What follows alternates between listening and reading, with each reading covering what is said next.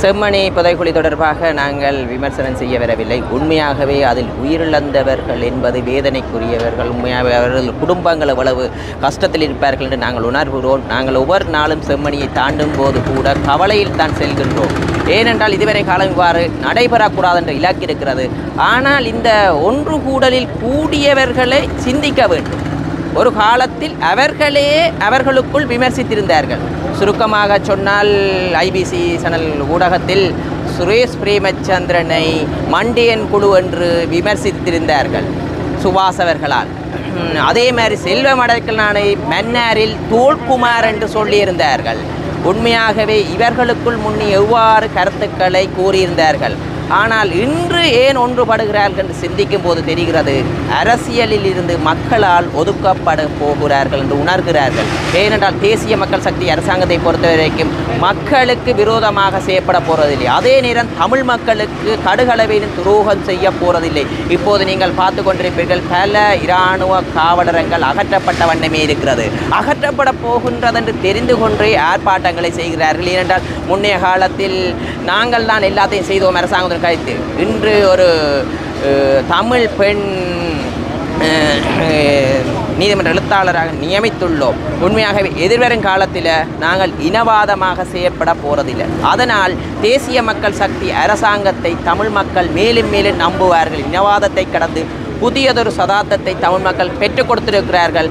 அதற்காக தமிழ் மக்களுக்கு கடுகளவேனு நாங்கள் துரோகம் செய்யாத அரசாங்கம் திகழும் போது தமிழ் மக்கள் உண்மையின் பக்கம் நிற்பார்கள் என்று அவர்களுக்கும் தெரியும். அவர்கள் முன்னைய காலத்தில் மண்டியன் குழு, டெல்லோ, புலாட் என்று என்னென்ன செய்ததென்று அட்டூழியம் என்று அவர்களுக்கே தெரியும். அவர்களுக்கு மனங்களுக்கு தெரியும். அவர்களை விமர்சித்தவர் எல்லோரும் என்று ஒரே மேடையில் நிற்கின்றார்கள். அது இங்கேயும் இல்லை, தென்பகுதியிலேயும் அதே மாதிரி தான். அதே உருவம் அரசியல், ஊழலற்ற அரசியலை நாங்கள் உருவாக்குவதற்காக பயணிக்கிறோம். வணக்கம். இன்று யாழ்ப்பாண டிப்போவுக்கு 2 ஏசி பஸ்கள் வழங்கப்பட்டிருக்கிறது.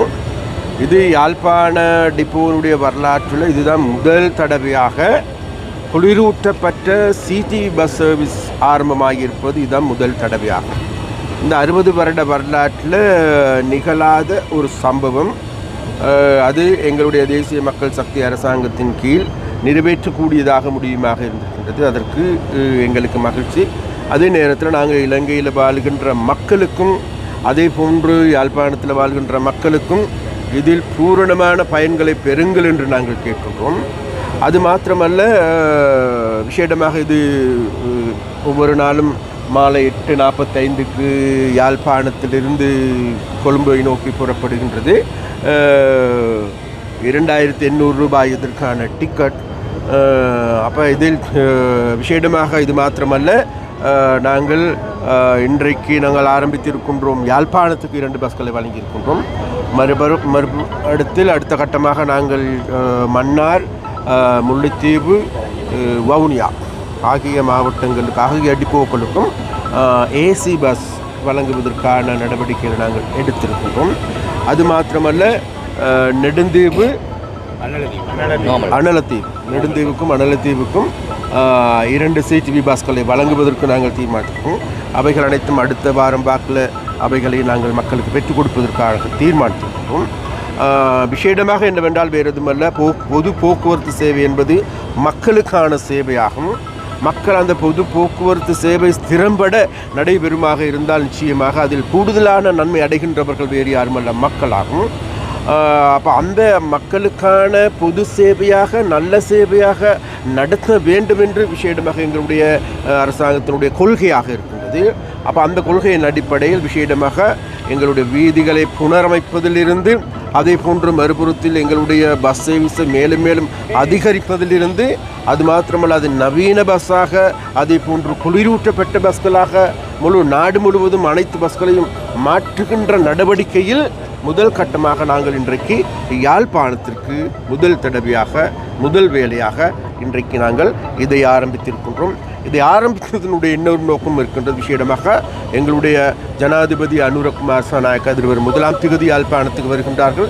அது மாத்திரமல்ல, இது செப்டம்பர் மாதம் 14ஆம் திகதி என்பது அவர் ஆட்சி பீடத்துக்கு வந்து ஜனாதிபதியாக தெரிவு செய்யப்பட்டு 1 வருடங்கள் பூர்த்தியாகின்றது. அந்த 1 வருடத்தை பூர்த்தியாவதை முன்னிட்டு நாட்டில் பல்வேறு அபிவிருத்தி திட்டங்களை ஒரு வேகமான துரிதமான ஒரு மெகா ப்ரொஜெக்ட்களை ஆரம்பிப்பதற்கான நடவடிக்கைகளை நாங்கள் எடுத்துள்ளோம். ஜனாதிபதி ஆரம்பித்துள்ள மண்டதீவு சர்வதேச கிரிக்கெட் மைதானத்துக்கான அடிக்கல் நாட்டுக்கு தொடர்பாக இயற்கையை பாதிக்கின்ற சொல்லி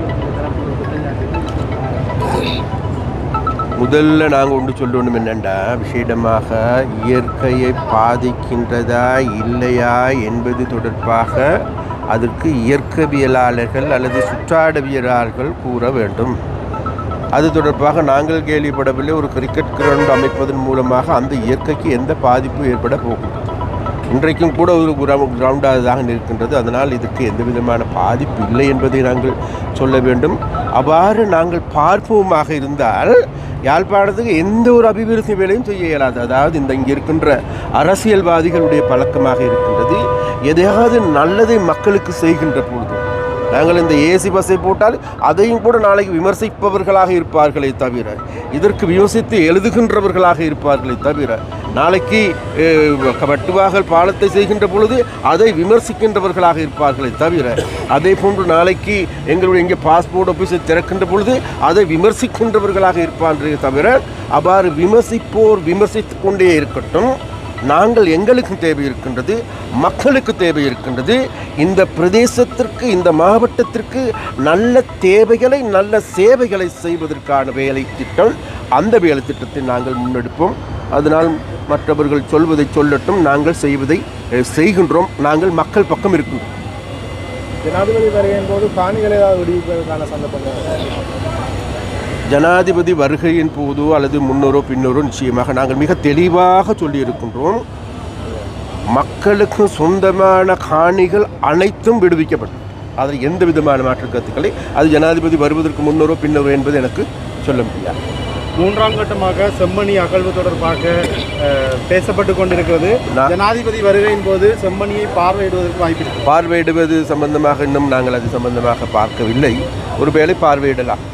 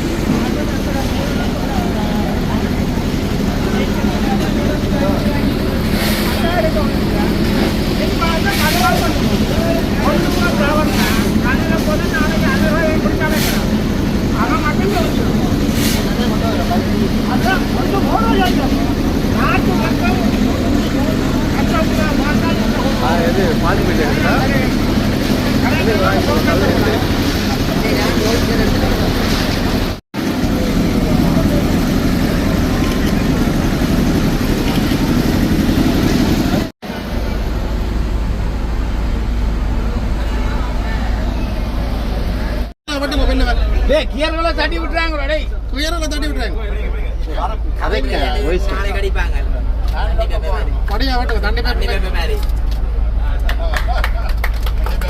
வாங்க ஏறி வாங்க உள்ள வாங்க டேய் கதைக்காங்கடா இஸ்வின் எடுத்தவே ஃப்ரெண்ட்ஸ் ஆகே வா ஃப்ரெண்ட்ஸ் ஓகே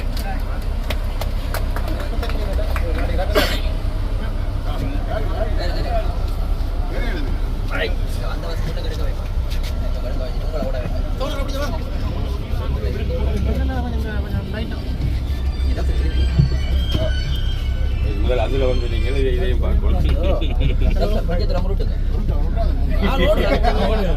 முன்னுக்கு இருக்க கண்ணாடி முகம் தெரிவிக்கணும் சரி இது கியர்ல கை பிடிங்க கியர்ல ஓடை அவுட்டது ரைட் என்ன பண்றாங்க எடுத்துறோம்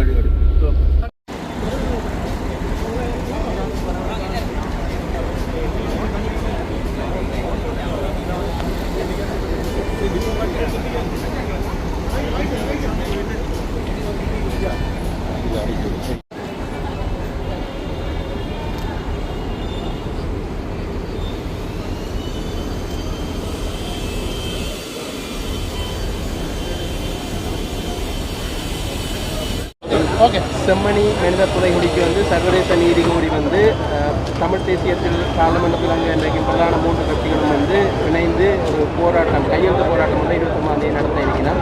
இது சம்பந்தமாக தேசிய மக்கள் பார்க்கிறோம். செம்மணி புதைக்குழி தொடர்பாக நாங்கள் விமர்சனம் செய்ய வரவில்லை. உண்மையாகவே அதில் உயிரிழந்தவர்கள் என்பது வேதனைக்குரியவர்கள். உண்மையாகவே அவர்கள் குடும்பங்கள் எவ்வளவு கஷ்டத்தில் இருப்பார்கள் என்று நாங்கள் உணர்கிறோம். நாங்கள் ஒவ்வொரு நாளும் செம்மணியை தாண்டும் போது கூட கவலையில் தான் செல்கின்றோம்.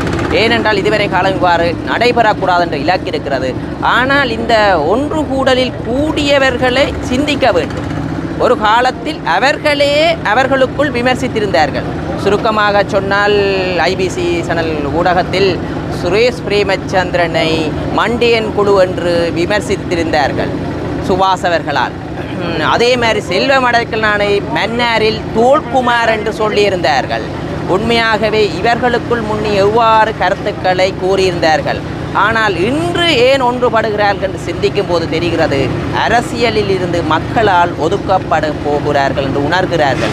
ஏனென்றால் தேசிய மக்கள் சக்தி அரசாங்கத்தை பொறுத்தவரைக்கும் மக்களுக்கு விரோதமாக செய்யப்பட போவதில்லை. அதே நேரம் தமிழ் மக்களுக்கு கடுகளவிலும் துரோகம் செய்ய போவதில்லை. இப்போது நீங்கள் பார்த்து கொண்டிருப்பீர்கள், பல இராணுவ காவலர்கள் அகற்றப்பட்ட வண்ணமே இருக்கிறது. அகற்றப்பட போகின்றது என்று தெரிந்து கொண்டே ஆர்ப்பாட்டங்களை செய்கிறார்கள். ஏனென்றால் முன்னைய காலத்தில் நாங்கள் தான் எல்லாத்தையும் செய்தோம் அரசாங்கத்தின் கருத்து. இன்று ஒரு தமிழ் பெண் நீதிமன்ற எழுத்தாளராக நியமித்துள்ளோம். உண்மையாகவே எதிர்வரும் காலத்தில் நாங்கள் இனவாதமாக செய்யப்பட போவதில்லை. அதனால் தேசிய மக்கள் சக்தி அரசாங்கத்தை தமிழ் மக்கள் மேலும் மேலும் நம்புவார்கள். இனவாதத்தை கடந்து புதியதொரு சதாப்தத்தை தமிழ் மக்கள் பெற்றுக் கொடுத்திருக்கிறார்கள். அதற்காக தமிழ் மக்களுக்கு கடுகளவேனு நாங்கள் துரோகம் செய்யாத அரசாங்கம் திகழும் போது தமிழ் மக்கள் உண்மையின் பக்கம் நிற்பார்கள் என்று அவர்களுக்கும் தெரியும். அவர்கள் முன்னைய காலத்தில் மண்டியன் குழு, டெல்லோ, புல்லாட் என்று என்னென்ன செய்ததென்று அட்டூழியம் என்று அவர்களுக்கே தெரியும். அவர்களுக்கு மனங்களுக்கு தெரியும். அவர்களை விமர்சித்தவர்கள் எல்லோரும் என்று ஒரே மேடையில் நிற்கின்றார்கள். அது இங்கேயும் இல்லை, தென்பகுதியிலேயும் அதே மாதிரி தான். அதே உருவம் அரசியல் ஊழலற்ற அரசியலை நாங்கள் உருவாக்குவதற்காக பயணிக்கின்றோம்.